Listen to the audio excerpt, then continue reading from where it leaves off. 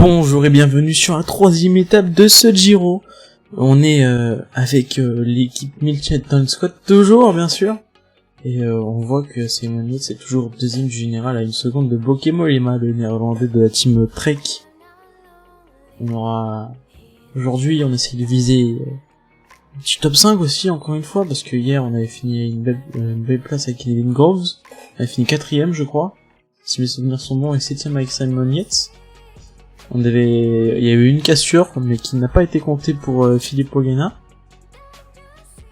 Ganna, normalement, il a le maillot violet.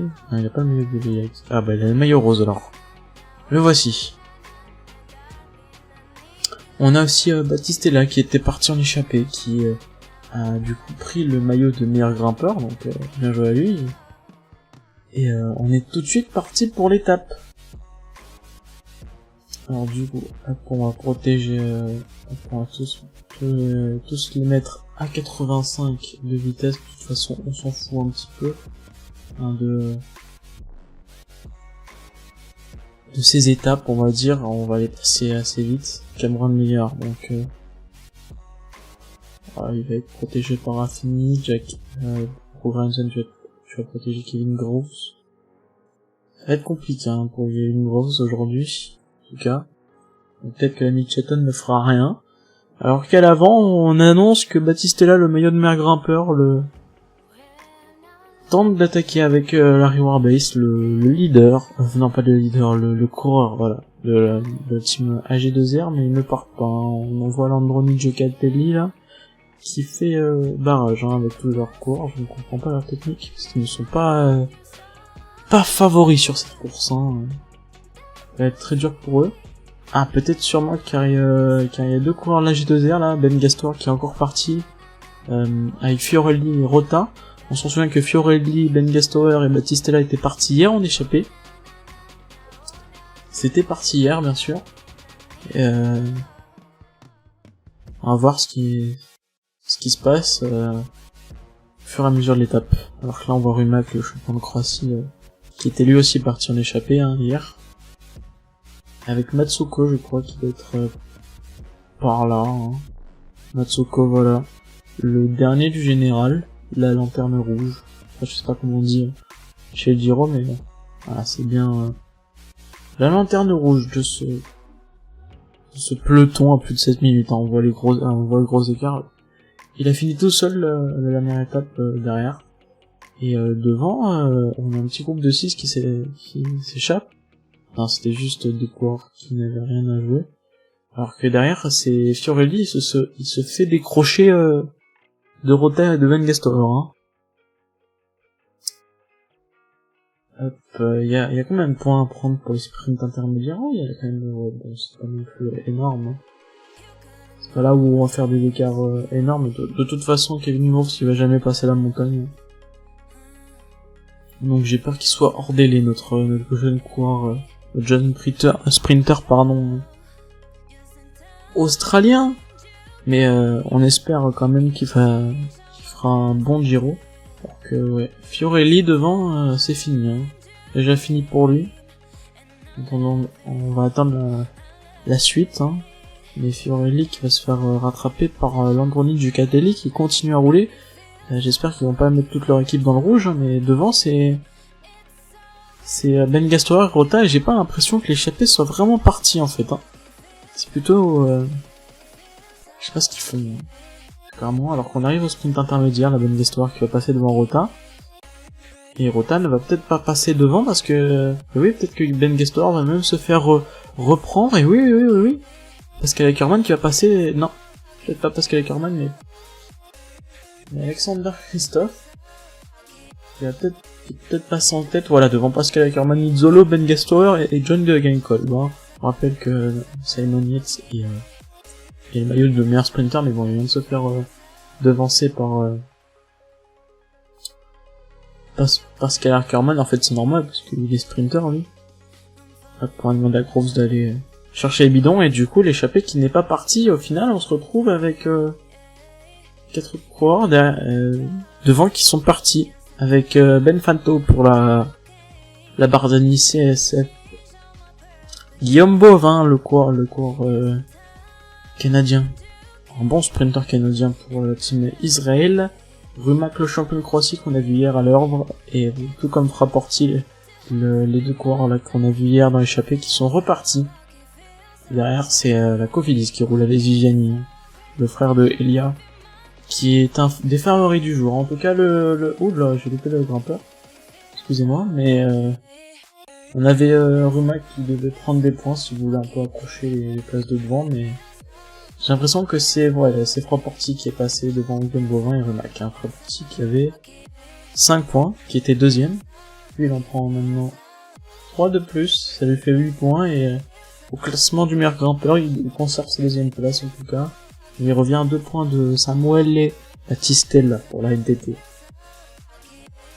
tout cas, il n'y a plus de grimpeur aujourd'hui, donc Battistella qui va garder son meilleur grimpeur à la fin de cette étape.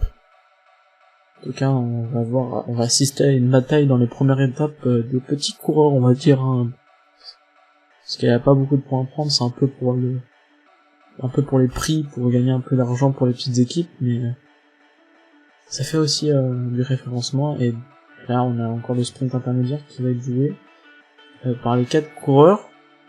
Hein, on s'en fiche un peu parce que ça donne pas beaucoup de points.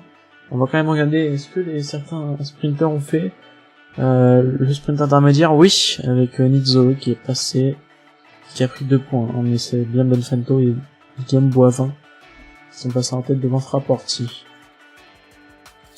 On arrive à 70 km de l'arrivée, on va regarder un peu Bonfanto. Ah oui, c'était un bon sprint, hein. Il est meilleur que Guillaume Bovin, oui.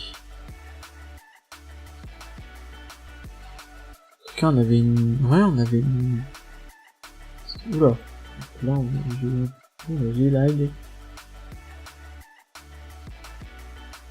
En tout cas, les 4 coureurs étaient bons en sprint, donc il n'y a pas eu trop d'écart, hein, j'ai l'impression, dans ce sprint. On va bientôt arriver au...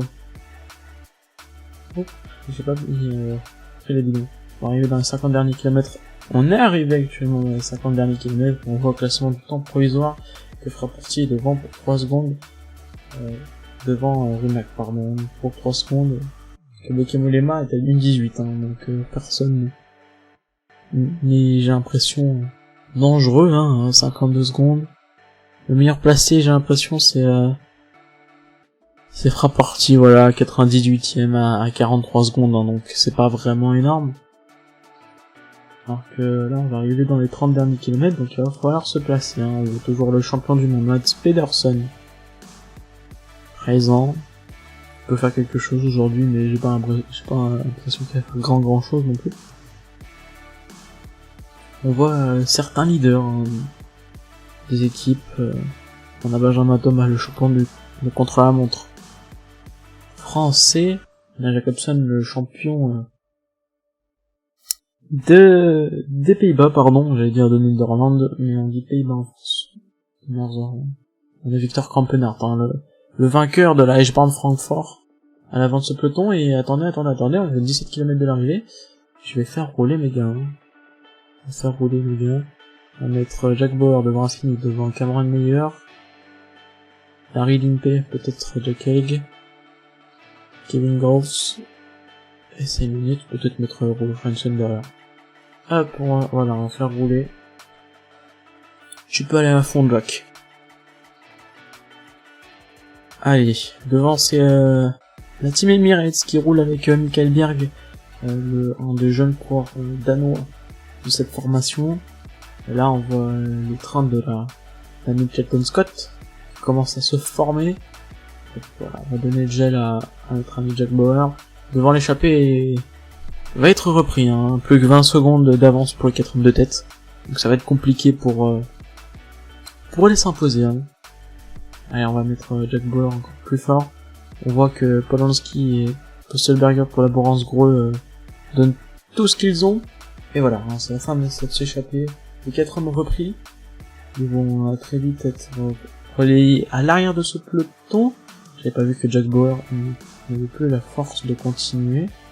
Hop, et maintenant on va passer à 11 km notre ami Frentzen. Oula, qu'est-ce qui se passe?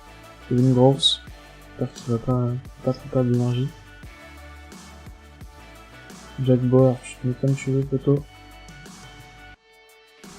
Hop, allez, ça roule à fond pour la Mitchelton Scott à 8 km de l'arrivée. On va même passer à fini. Parce que j'ai l'impression que... Voilà, que Granson, non. Voilà, il roule pas. Et voilà, on passe à fini maintenant, devant Cameron Meyer. La team Mitchelton qui fait le boulot, hein. On voit qu'on prend les rênes de ce peloton et on roule à fond. Hop, à fini, c'est bientôt fini. Hop. Il aura tenu jusqu'aux 5 km, on va donner le gel à tout le monde. Alors on voit que on est encore loin de notre ami Kevin Groves dans le train.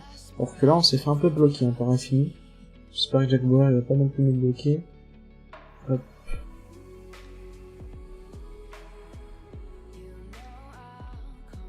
Et j'ai envie de tenter un coup de poker. J'ai envie de tenter un coup de poker. Est-ce que on pourrait pas faire attaquer? On pourrait pas anticiper le sprint. Qu'est-ce que je fais? Non, on va pas. Oula. Qu'est-ce que je fais?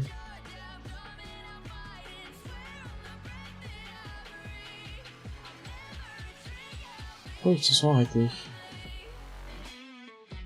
What? Bon. fin d'étape assez bordélique, hein, on va dire. C'est compliqué, j'ai pas compris, j'ai tenté de faire un truc. Allez, on va faire sprinter tout le monde. Mais devant, c'est Alexander Christophe, hein, facile. Facile Alexander Christophe devant Phil Bowes. Et André Greipel pour la Israël et Kevin Groves va faire un top 5. Simon Yates a toujours la 7ème place et Jack Egg 9ème. Hein. Est-ce qu'on a des retardataires? Non. Si, peut-être. Voilà, on a Franchini et Cerny qui vont finir sûrement dans le peloton. Derrière, on a Yann Hurt encore pour la CCC. Et Patrick Conrad qui chuté, Nicolas Roche-Crash et Polanski. Voilà pour cette étape. En tout cas, merci d'avoir regardé cette vidéo. On se retrouve demain pour la 4ème étape. J'avais même pas parlé de l'étape du jour qui était entre... Je vais regarder un peu les lieux de cette étape. Je sais pas où était le départ, où était l'arrivée. J'ai pas regardé avant. Je m'en excuse. On va les voir. Hop. Ça met toujours un peu de temps à charger, mais en tout cas, merci d'avoir vu cette vidéo jusqu'à la fin. On se retrouve demain pour la 4ème étape de ce Giro d'Italia 2020. C'était Helmut. Du coup, on va pas voir la fin. Enfin, l'étape du jour, on saura pas d'où c'est. Ce sera dans le titre. Voilà.